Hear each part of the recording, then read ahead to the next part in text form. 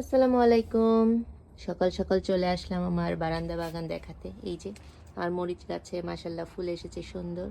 এখানে আছে mini tomato, এই যে সেটাতেও ফুল এসেছে, হবে ইনশাল্লাহ দ্রুত।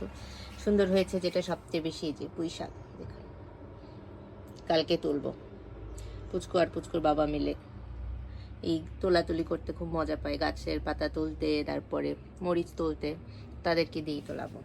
আর এই যে আছে করলা গাছ।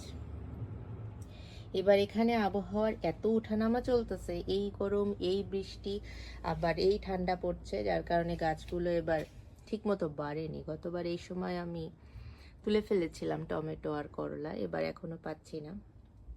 ইনশাল্লাহ কিছুদিনের মধ্যেই তুলতে পারবো, আপনাদেরকে দেখাবো। এই যে মরিচ।